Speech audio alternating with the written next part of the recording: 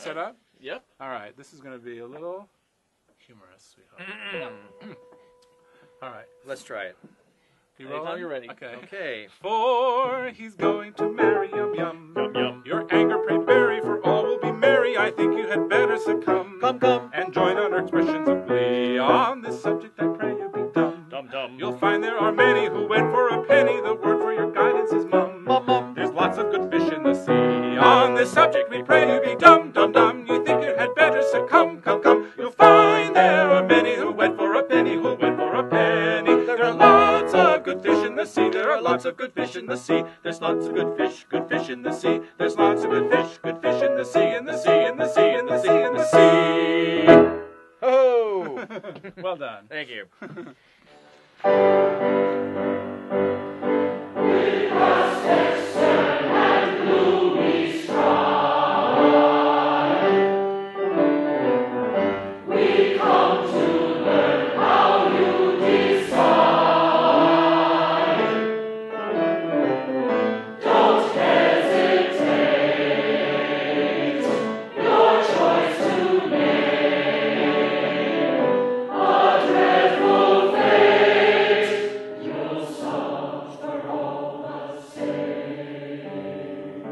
So, Ted, April 10th, Carnegie Hall, you'll be conducting Collegiate Chorale's performance of Mikado, which is the first full-length GNS that we've done in this organization. Tell us why Mikado? Why did you want to do this with Collegiate Chorale? Well, I've been wanting to do a Gilbert and Sullivan for quite a long time. I grew up singing the songs around the piano at family gatherings, and I performed in the orchestra for one, Iolanthe, in summer camp. But I've never done one professionally.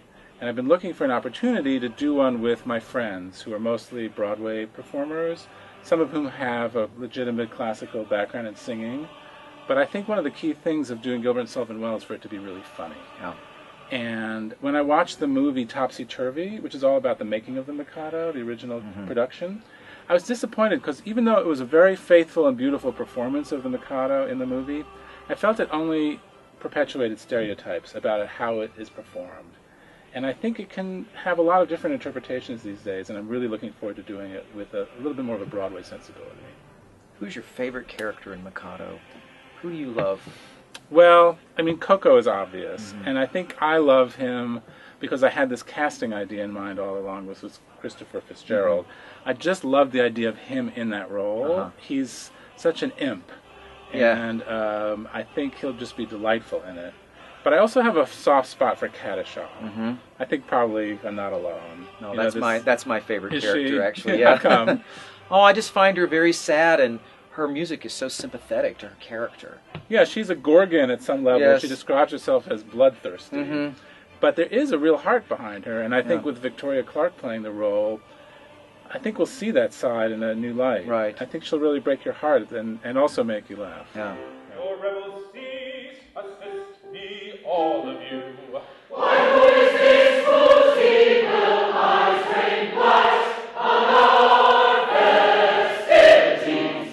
I think one of the things that I'm enjoying about watching this process is actually the anticipation of the cast. Absolutely. And some of these fantastic artists that you've assembled. Can you talk a little bit about the cast and some of the people that you chose and why you thought they'd be right for the roles? Absolutely. Well, I always had in mind Christopher Fitzgerald as Coco, and if he had not been able to do this concert, I would have been despondent. So I'm really, really thrilled about that.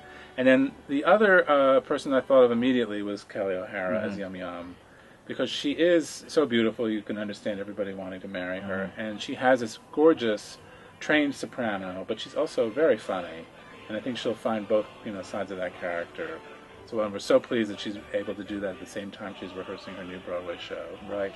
And then trying to cast the Mikado himself was an interesting challenge, to find somebody who was authoritative and had a big booming voice and also had a good sense of humor and could put across the patter songs. And we're delighted to have Tony Award winner Chuck Cooper play that part. And then Victoria Clark as Kadisha, as we described before. Victoria's done several projects with me and you and the chorale. And this will show yet another side of her, I think, and show another side of that character. And then Lauren Worsham, I feel it's a very luxurious casting. Yeah. People like that in the smaller roles. Jonathan Freeman, Steve Rosen. It's just going to be a treat. He's going to marry Yum Yum. Yum Yum. Come, come.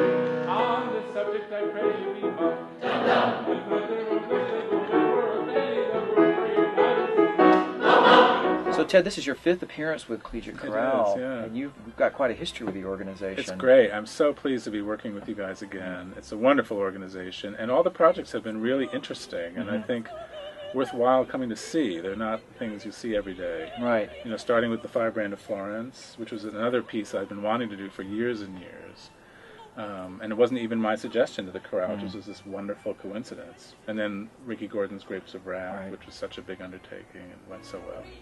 You know, amongst the Gilbert and Sullivan aficionados, everybody argues what their favorite show is. Mine just happens to be Mikado, because I think it's the one that's probably the most well-conceived. It's certainly the funniest. But I also think musically it's a very, very strong show with great ensemble writing and fantastic choral writing. That's right. Well, that's a big part of choosing something to do with the chorale. It needs to have a strong choral element. Right. I'm amused that Curb Your Enthusiasm uses several songs from the Mikado, so I think some people may recognize things they didn't realize were from Three this. Little Maids, it figures in right at Larry David's most wild antics. We hear Three Little Maids. We'll hear no more ill omen how to joy we soar despite your scout. The echoes of our festival shall rise to help and overall. So Ted, I know I don't have to tell you this, but mark your calendar. April 10th, Carnegie Hall, 6:30, early concert time, 6:30, so be there on time. Okay? I will be. All right. Okay. See you then.